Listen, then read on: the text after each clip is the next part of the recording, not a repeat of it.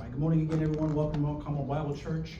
I'm Pastor Richard. Good to have you all here this morning, and it's good to have you watching wherever you're watching. Please like us on Facebook, follow us on YouTube, join our YouTube channel for more content, and share it with as many people as you can. We appreciate that. Just got done with the Lord's Supper, so I got to switch gears in my head, right? So there's a lot of things that came up, a lot of things going on in our lives, and the past couple of weeks have been a blur for me. It got so bad that last Sunday I couldn't sleep. I had so many things going on, so many things coming up this past week that I got the insomnia and didn't end up sleeping at all. So I got up at like 5 o'clock for church last Sunday and didn't get to sleep till around 4 o'clock Monday afternoon. It was rough. It was very rough. But when I was in my 20s, I could do that. I'm sure Daryl and Kevin and Larry and probably a lot of the rest of you as well were able to do that when we were in our 20s. Work 3 or 4 jobs and not sleep, and then sleep for a day and you're back and ready to go. Yeah, I can't do that anymore. I'm not in my 20s anymore. There's energy drinks out there. They don't really help. They get you going for a minute and then you crash even harder. So I was spinning, needed a break, needed some time off, and don't have time to do that. So yesterday was a good day because I took a break. We went inner tubing. And I tell you, I know a lot of you went kayaking. That's a good thing to do too. Being out there in the water, in the nature, being surrounded by God's beauty and His majesty, His greatness. But it doesn't compare to inner tubing, and I'll get to why. Inner tubing is way better than kayaking or canoeing, and there'll be debate on this. I'm sure there's going to be debate. How many people have gone inner tubing? Okay. How many people have gone kayaking?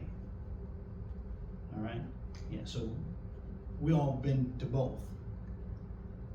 Inner tubing, in my opinion, is better because you give up control. When I go kayaking, I got that paddle, I got that momentum.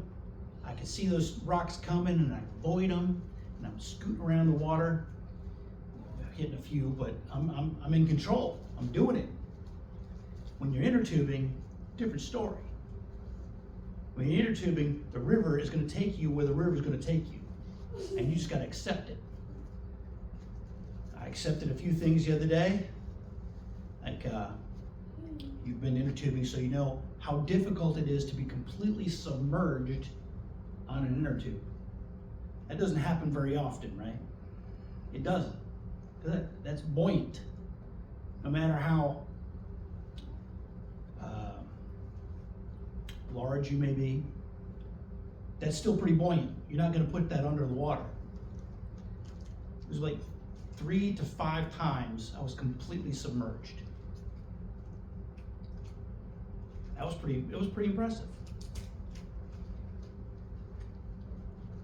It was because I couldn't control where I was going. I couldn't stop. People that were with me, they stopped, got out. This is going to be too rough for me. We're going to walk around.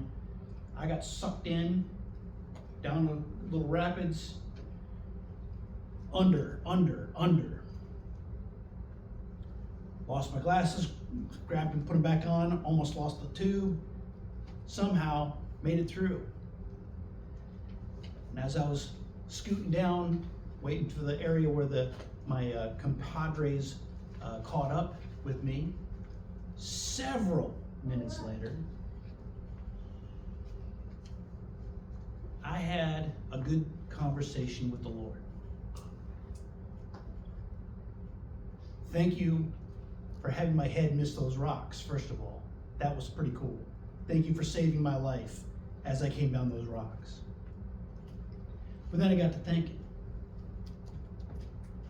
all of this beauty, all of this peace and quiet, calm, is what I needed to reset and recharge. Yeah, the rapids were a little bit nerve-wracking.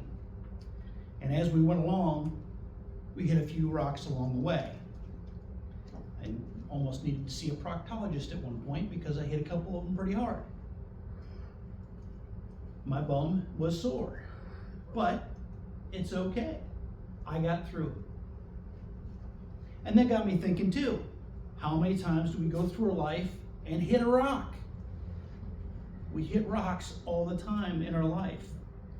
Problems come up, stuff that we don't see coming because it's submerged, stuff we don't see coming in life, driving along in your car and the tire blows, didn't see that coming. We have bumps in the road in our life. But as I was in the tube, got through it. I got hung up on a rock for a little bit, just stuck there, couldn't get off it. Didn't know what to do. I'm like, all right, guess I'm here for a while. Plenty of water, I won't go thirsty. And then I started wiggling, popped off. God was with me the whole time. It helped my faith and helped recuperate my spirit. And we need that break in our life. We need that rest. We need that change from our routine. Because the routine is what gets us down. Now I'm going to jump into another conversation I had a couple weeks ago with Jen. Not picking on you, this is just what happened. Jen was having car difficulty and I picked her up Tuesday night, took her to our Tuesday night mission ministry and brought her back. And as we were leaving the parking lot, she was like, oh, I forgot to grab the tracks out of my vehicle. Like, do we have any at church? Like, yeah, we do, but let's just go. So we just went. See, Jen, her routine has been on Tuesday nights to bring Bibles and tracts and make sure everybody that was there got offered a Bible or a tract. Handing those pamphlets out to people. That was her routine. That's what she did. Time and time and time again. She didn't have those, so we had to change it up. She ended up talking to the people, listening to them, praying with them, reminding herself why we're there in the first place. Yes, we feed people. Yes, we pass out tracts and Bibles, but the important thing is to be there for them. You needed to rest, you needed a break, you needed to change things up to see where you should be. We all need to go through that once in a while. We all need to stop what we're regularly doing and think, am I doing the right thing? Do I need a break? Do I need time? Do I need to reevaluate? And this is so important that it made the top 10 list. You know what top 10 list I'm talking about? I'll give you a hint. Where is it? Anyone know what it is? Number 4. Number 4 on the top 10 list. Hopefully that picked up on camera. Those are the 10 Commandments. Let's get into that. Sabbath day is the Lord's day of rest and remembering. From Exodus 20:8 through 10, remember the Sabbath day and keep it holy. 6 days you shall labor and do all your work, but on the 7th day is the Sabbath to the Lord, your God. On it you shall not do any work, you or your sons or your daughters, your male servants, your female servants, your livestock, or the sojourner who is within your gates. There's been a lot of expanse on thou shalt remember the Sabbath. The Jewish people put all kinds of rules and regulations into this, and the Bible has a few different ones where it comes to farming and other things. The Sabbath is very complex, but it's all focused on rest. Now we all know the Sabbath is Saturday, not Sunday. The seventh day, God rested. He took time off, not because he needed to. He took time off to reflect, to enjoy the fruits of his labors. And it's a good thing that we should be doing that as well.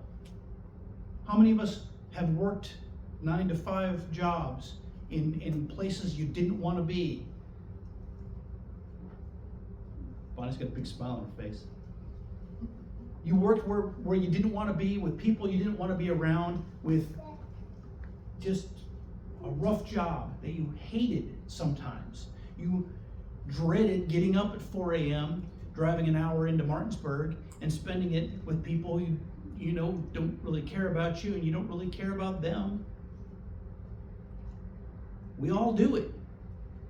We all have done it. If you say that, you can honestly say that you have a job that you love all the time, then I can honestly say that you are a liar.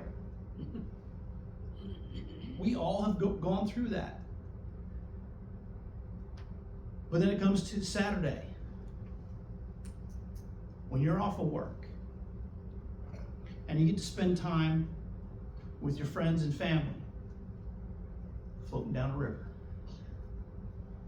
And you get to pick up on the reasons why you spent all that time during the week working. You worked to take care of who you love. Whether that's a person, child, children, husband, wife, goats, chickens, dogs, cats, whatever it is that you love, donkeys. Whatever it is that you have that you love, you're working for that. And you need to be reminded of that. And God knows you need to be reminded of that. And that's why he gave us the day of rest. Resting does several things. We all know this. We know there's a whole list of things that rest does for you. First, taking a day off. We all know that if you work out on Monday, you shouldn't work out on Tuesday. Why? To give your body a break. Give your body a chance to catch up, to heal itself, so that you can work out again the next day if you're that crazy. When you work, you need a break so that your body can heal. If you do hard labor, you need to take time so your body can catch up. Resting also settles the spirit. As I said last Monday, my head was going crazy. I had all these things I got to get done, and that kept me up till around midnight, and then the paranoia kicked in. I'm not going to wake up from my alarm. I got 4 hours of sleep. I'm not going to wake up. I'm not going to wake up. I'm not going to wake up. And guess what? I didn't need to wake up because I didn't get to sleep. It's crazy, right? But that's how your mind does it. You need time to settle your spirit. You need a break from what you do all the time to settle your spirit. And it allows our minds to refocus. Now, I'm sure the ladies have this too, but I know us guys know what I'm about to say. How many times have you been working on a project, building something, fixing something, and you get stuck on something? You can't figure out how to get through it. You can't quite figure out how to get the cut right. You can't figure out how to get the engine started. You can't quite figure out how to fix the problem that's in front of you.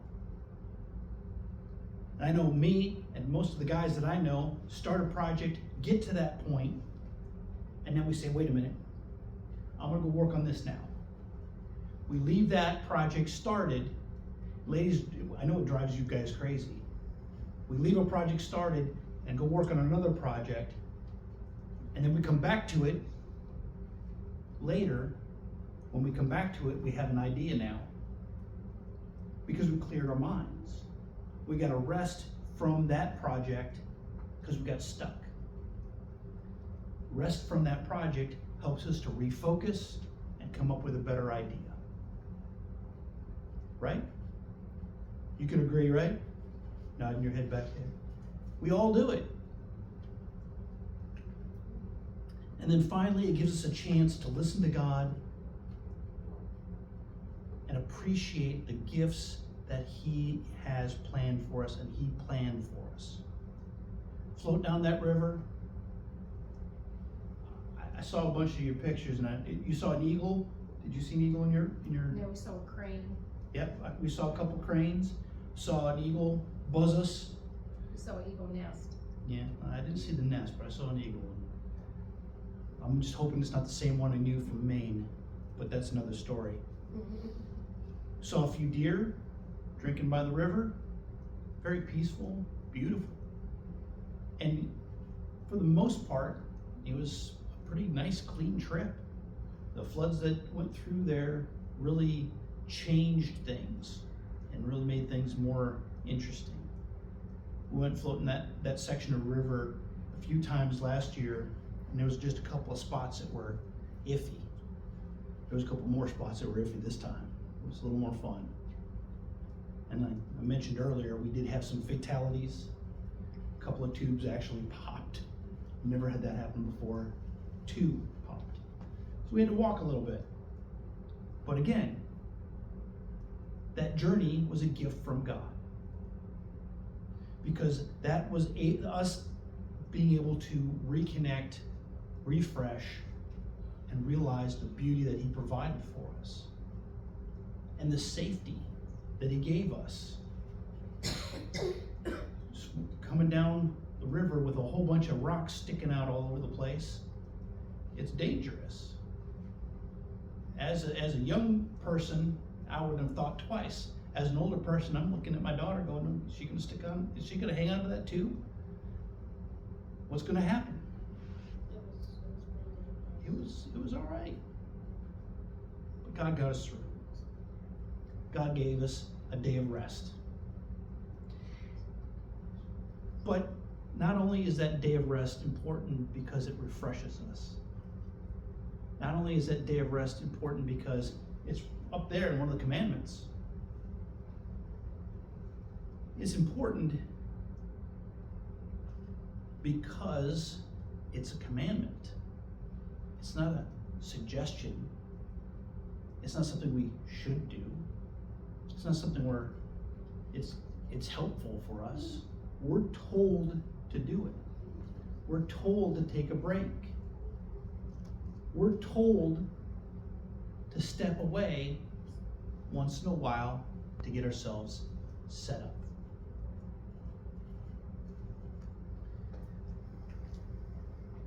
In Hebrews 4, 6 through 11, Paul writes, "Since therefore it remains for some to enter it, and those who formerly received the good news failed to enter because of disobedience, again he appoints a certain day, today, saying through David, so long afterwards, in the words already quoted, today, if you hear his voice, do not harden your hearts."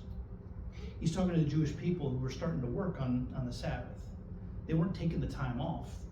They were doing what everyone else was doing. They were continuing to work on the Sabbath. They were continuing to ignore God and not take breaks. They were continuing to work.